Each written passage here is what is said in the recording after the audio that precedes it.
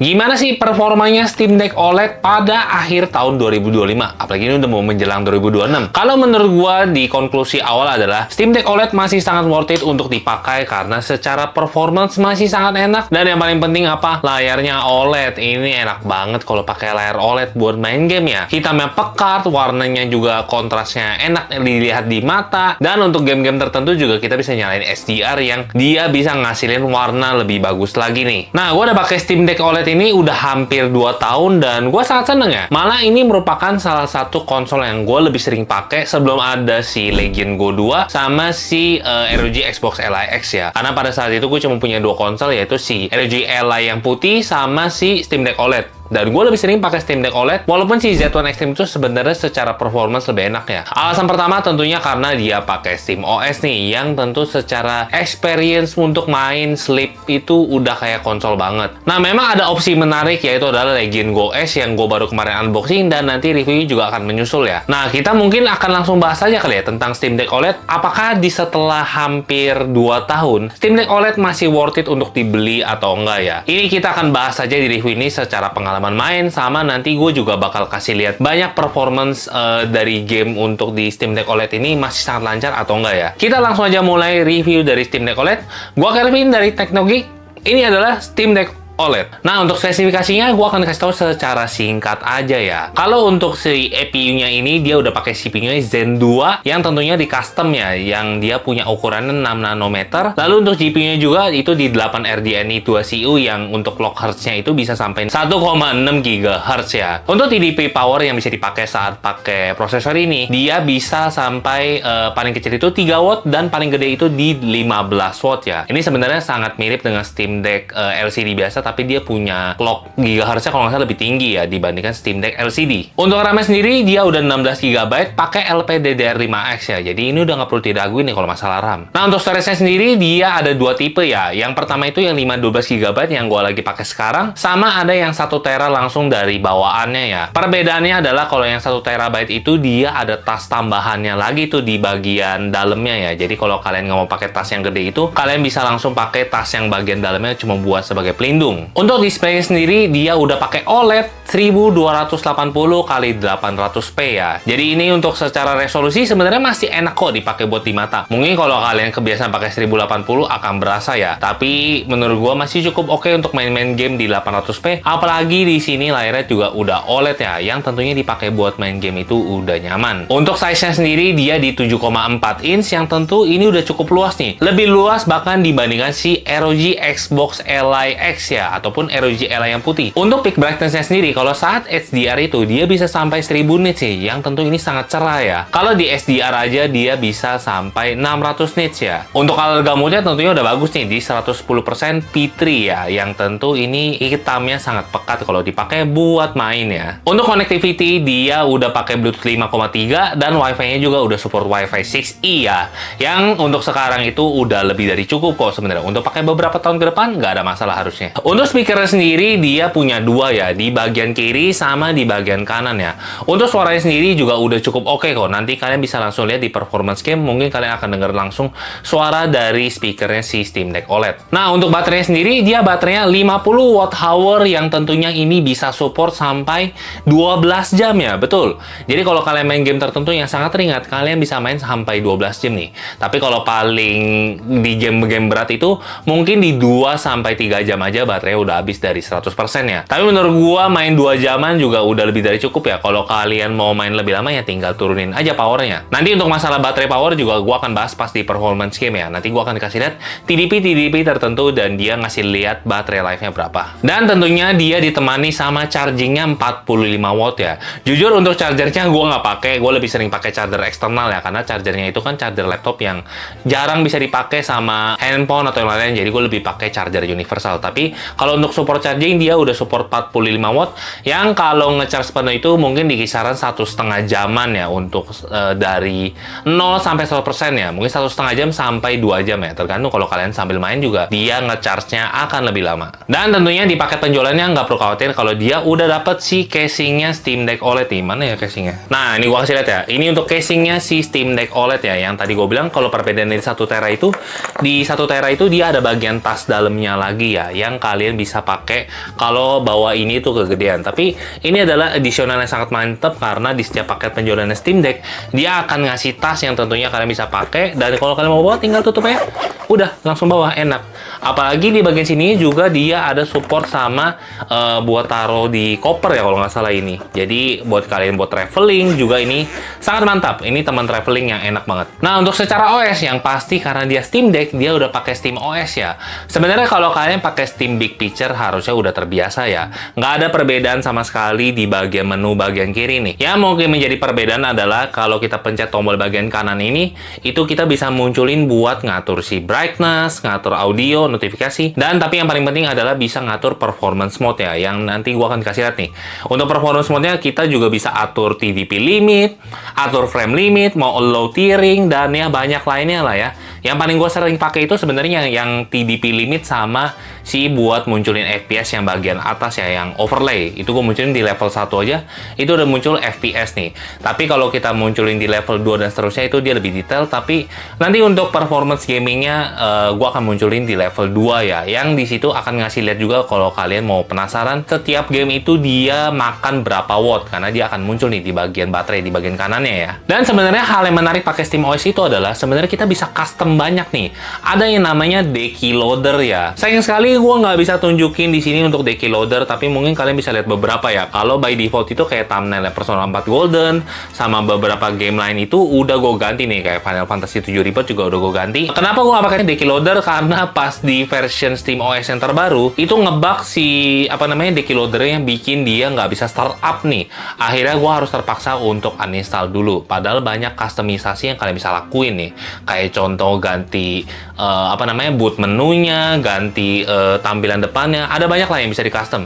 Mungkin nanti gue akan bikin video terpisah lagi ya kali buat di shorts ataupun di video panjang buat nunjukin si Decky Loader kalau dia udah fix bugnya. Dan langsung aja kita mulai di performance gamingnya. Tentunya di beberapa game ini gue kayak akan nunjukin 11 game ya, yang kalian langsung bisa cek sendiri per tiap video. Mungkin ada game yang kalian mainin, dan di situ juga gue akan ngasih tahu juga settingan TDP yang biasanya optimal untuk beberapa game ya. Ya sorry banget gue nggak bisa nunjukin semua game karena nanti videonya terlalu panjang ya. Mungkin kalau kalian ada yang mau tanya nanti bisa komentar aja di bawah, nanti gue akan bahas di video shorts buat ngetes si Steam Deck OLED ini. Kalau gue belum jual ya, karena kayaknya gue akan jual ini dan ganti ke Legion Go S ya, yang terakhir gue udah lakuin unboxing tuh. Oke, Final Fantasy 7 Rebirth ya. Ini masih kuat di Steam Deck ya, tapi tentunya kita tanpa perlu ngelimit si TDP-nya ya. Jadi untuk main Final Fantasy 7 Rebirth kita harus main full power, dan kalau untuk settingannya sendiri kalian mungkin bisa langsung lihat aja ya nih. Nah, untuk settingannya sendiri gua pakai di grafik quality-nya kebanyakan low, kecuali di karakter modelnya gua taruh high ya. Sama dynamic resolution scaling-nya di maksimum itu 66% aja nih. Karena kalau di 100 itu sebenarnya dia jadi suka nge-switch resolusinya ya. Jadi gua nggak sarankan. Lebih baik kalian mainin di minimum 50 sama maksimum 66. Dan kalau kita lihat nih, main di world map-nya itu udah bisa dapat sekitar 40 FPS-an nih.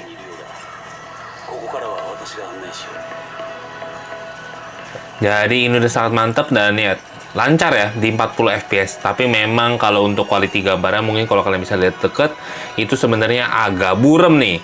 Tapi memang kalau secara sekilas mah nggak kelihatan lah ya. Ini lebih kelihatannya kalau kalian pas lagi ngezoom mukanya tuh, mukanya agak burik. Jadi main Final Fantasy 7 Rebirth nggak ada masalah sama sekali, udah kenceng. Dan kalau kita lihat di 63%, baterainya ini bisa awet 1 jam 20 menit ya. Jadi mungkin perkiraan kalian main ini bisa sampai 2 jam ya. Yang secara baterai life tentunya udah mantep banget ya. Gitu, itu sekilas buat Final Fantasy 7 Rebirth. Nah, sekarang kita main Uncharted 4 ya, yang Active End. Ini gue pakai tanpa TDP limit dan settingannya kalau nggak salah ini apa ya, kita lihat FSR-nya. Di display itu gue pakai FSR quality. Sebenarnya kalau quality agak nge-lag sih. Jadi saran gue main di balance aja kayaknya lebih nyaman ya. Dan ini gue nyalain SDR juga ya. Untuk preset ini gue juga agak ubah sih. Untuk model quality gue bikin dia standar biar dia lebih bagus. Sama teksturnya gue taruh di medium ya. Biar nggak terlalu burik-burik banget lah. Dan bisa dilihat ya, kita bisa dapet di 40 FPS-an.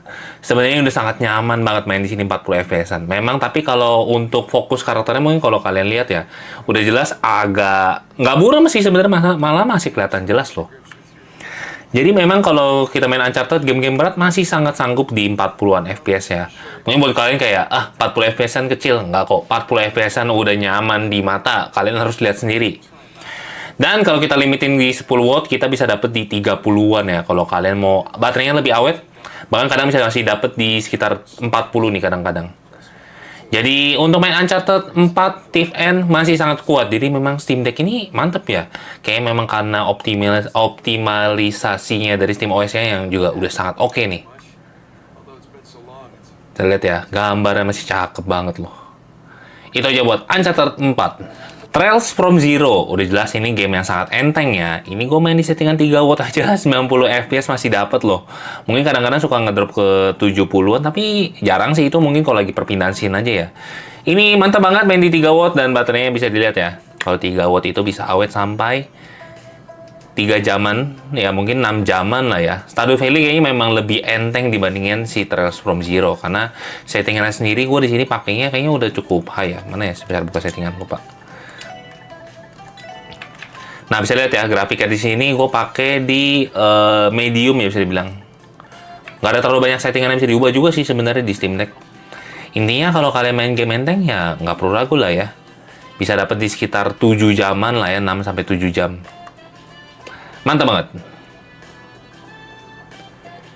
Itu aja paling buat si Trails from Zero. Nah, sekarang gue main Trails Through Daybreak 2 ya. Gue tau mungkin gak banyak orang main ini, tapi ini gue akan kasih lihat kalau gue bisa main ini di 8 watt ya kalau nggak salah. Ya, 8 watt dan kalau untuk baterai 8 watt ya, kalian bisa lihat ya. Itu kisaran 4 jam lah ya. Jadi kalian bisa hitung-hitung sendiri lah ya. Kalau 8 watt itu 4 jaman, kalau 3 watt itu bisa sampai 10 jam. Dan kalau kita pakai full power, itu mungkin di sekitar 2 jam udah habis biasanya. Dan bisa dilihat ya, ini lancar banget, nggak lancar banget ya, tapi 40 fps sudah cukup oke. Ini gue pakai settingan di konsol ya, jadi untuk secara visual sebenarnya udah lumayan bagus kok. Kayak misalnya kita kalau coba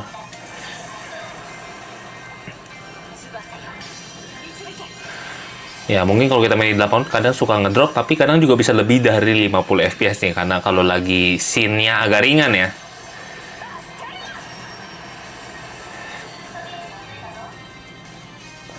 Nah, sekarang gimana kalau kita mainin di full power nih? Gua akan langsung hilangin use game profile-nya. Oh nggak, gua matiin TDP limitnya, salah. Nah, kalau kita main di settingan tanpa TDP limit, kita bisa dapet di 70 fps-an ya, 68-70 lah. Dan ini udah mantep banget.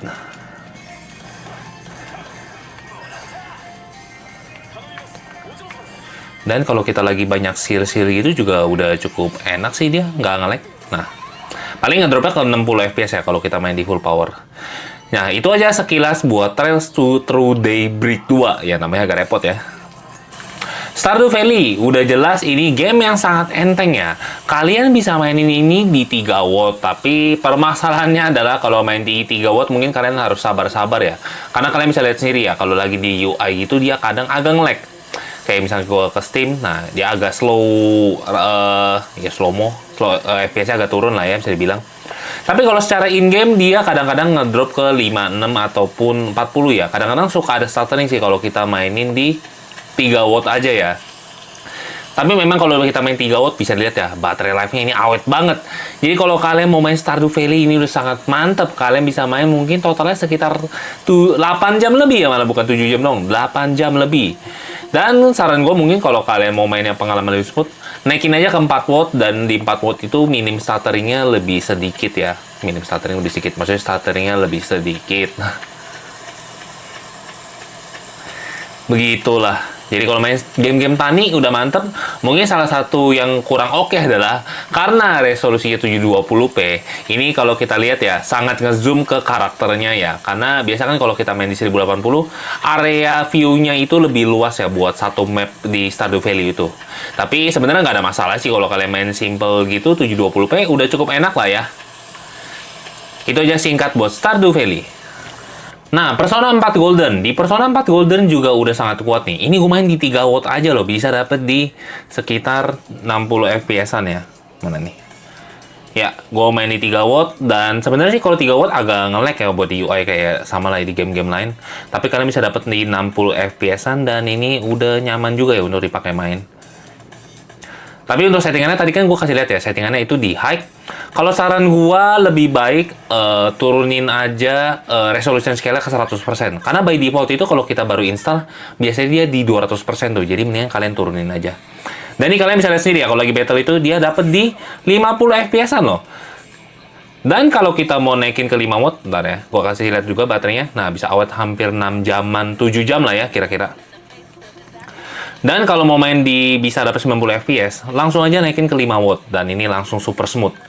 Jadi ya menurut gua karena ini game enteng, ngorbanin ekstra 2 watt buat dapetin 90 fps adalah salah satu hal yang sangat worth it untuk dinaikin. Ya itulah settingannya intinya.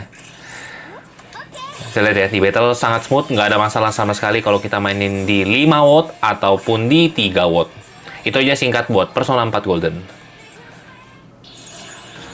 Nah, Persona 3 Reload. Untuk di Persona 3 Reload sendiri juga udah cukup lancar ya. Di sini gue main di 8 mod dan kita bisa dapetin di 50 sampai 60 FPS-an.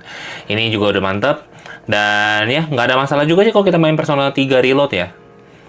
Nih, kita langsung ke battle aja nih.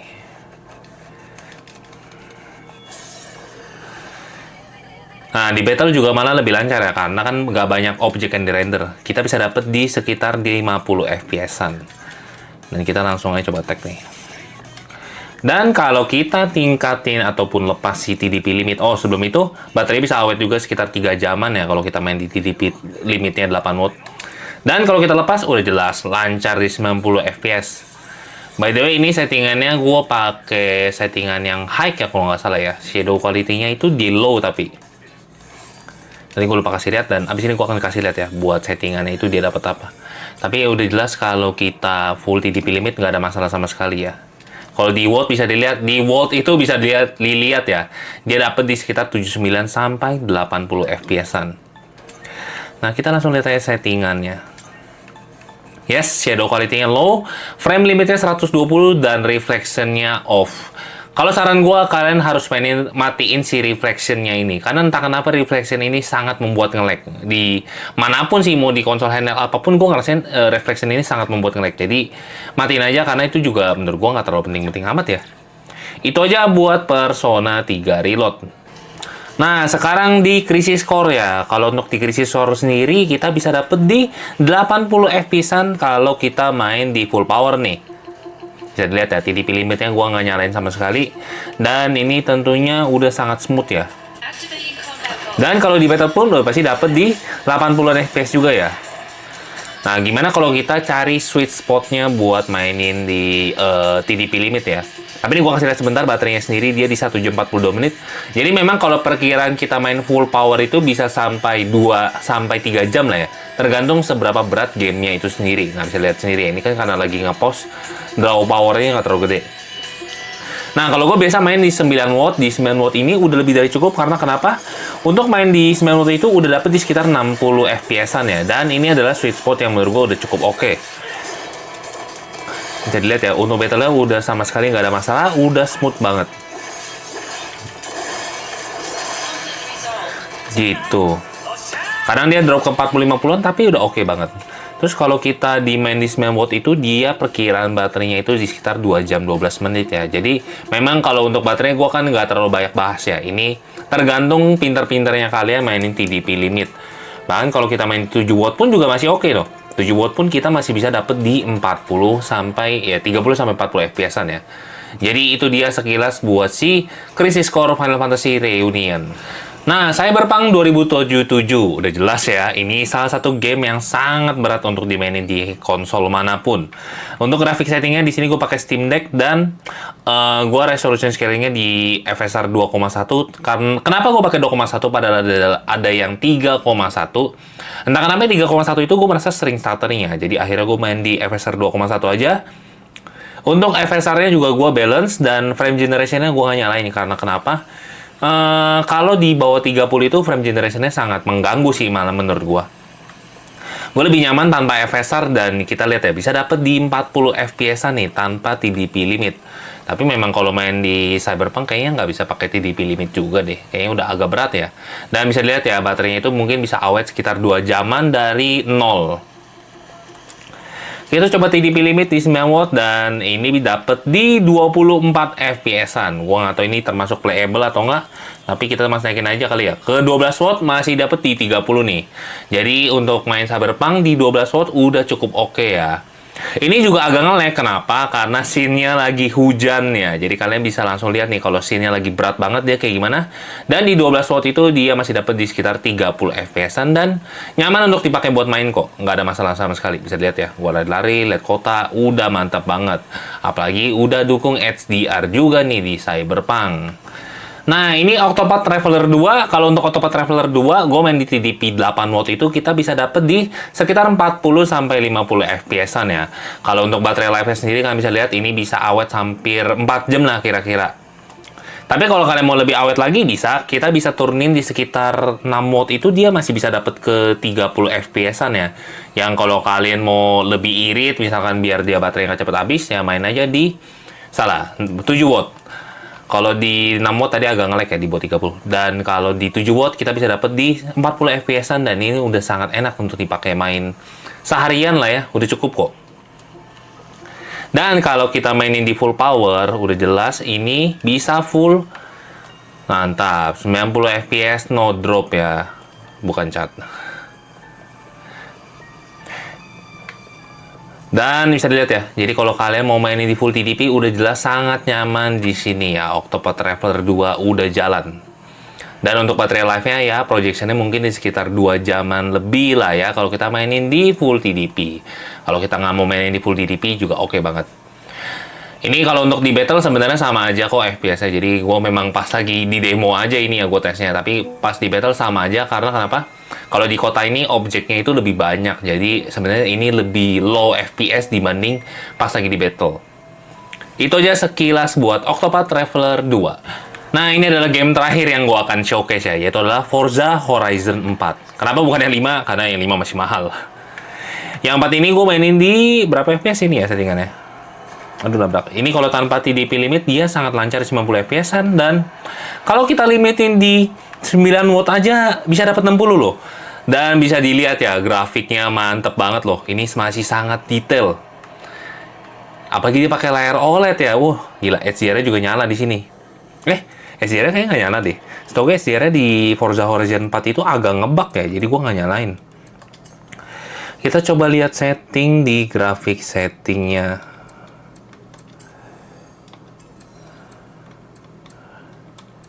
Mana ya? Nah, ini video. Nah, di sini bisa dilihat ya, gue pakai dynamic render quality-nya di high, lalu resolusinya udah jelas 720p dan VSync-nya juga gue matiin. VSync-nya nyala. Ya, SDR gue matiin. Kenapa? Karena SDR di Forza Horizon itu entah kenapa suka ngebug sih. Yang ada malah bikin suka stuttering dan penurunan FPS-an. Ini pun nggak pakai SDR pun udah sangat bagus loh. Warnanya udah kinclong, main juga udah smooth di 60-70 FPS-an. Ini pakai TDP limit. Aduh, yaudah gitulah ya. Ini nabrak. Dan kalau kalian mau main full udah jelas saya langsung lepas main 90 FPS-an di tanpa TDP limit.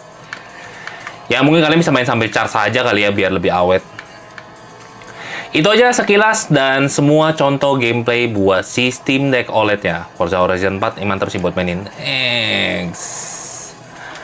Oke, jadi itu aja sekian review dan juga performance test dari Steam Deck OLED. Gua tahu memang ini konsol udah 2 tahun, tapi menurut gua ini masih sangat worth it untuk dibeli ya. Untuk beberapa game tertentu juga masih sangat lancar, bahkan main Cyberpunk, Final Fantasy 7 Rebirth yang terkenal sangat berat, itu masih bisa dapet di 30 FPS-an yang menurut gua untuk main di handheld cukup ya. Kalau kalian bilang mesti tajam ya, mainnya di PC lah. Ini kan di handheld, menurut gua mainnya yang penting playable dan masih lancar lah ya. Untuk grafiknya juga nggak jelek kok. Kan kalian juga kalau misalkan main Switch 2 pun juga sama lah ya. Yang penting masih bisa lancar ya. Tapi menurut gue ini lebih better dibandingkan Switch 2. Nah, terus untuk harganya sendiri, sebenarnya di Indonesia ini harganya itu termasuk masih agak mahal ya. Tapi kalau kalian cari second sebenarnya di 7-8 jutaan itu kayaknya masih dapet sih. Mungkin 7,6-8 jutaan ya kalau untuk Steam Deck OLED.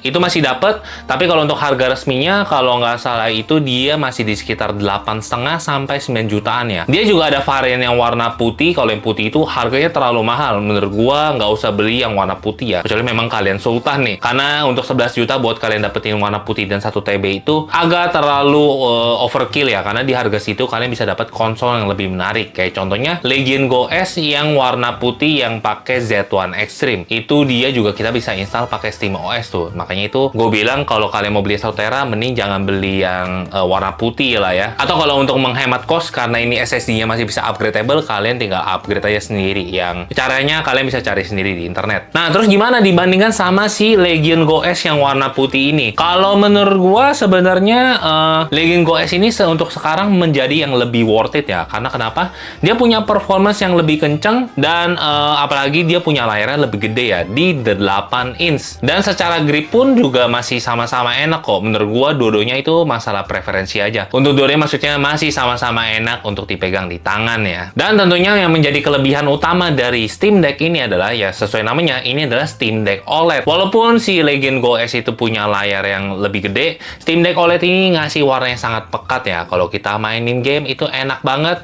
Dan karena dia pakai OLED tentunya di kondisi tertentu yang dia cuma munculin warna hitam, itu baterainya akan lebih awet ya. Karena kan cara kerja OLED itu kan kalau warna hitam dia nggak akan nyalain pixel pixel layarnya itu sendiri ya. Jadi menurut gua kalau kalian masih mau beli Steam Deck OLED masih worth it karena ini juga ukurannya lebih compact dibandingkan Legion Go S dan ini masih bisa bertahan mungkin 1-2 tahun ya. Yang memang sebenarnya gua agak kecewa ya pas Valve kemarin pengumuman konsol baru mereka nggak ada rilis Steam Deck 2 untuk sementara waktu. Yang ada mereka hanya keluarin Steam Machine. Jadi itu dia review singkat tentang Steam Deck OLED di akhir tahun 2025 ini. Kalau kalian suka dengan video ini boleh like, kalau nggak suka boleh dislike dan kita ketemu lagi di video review-review berikutnya ya. Gua Kelvin dari Teknogeek, pamit dulu. Bye.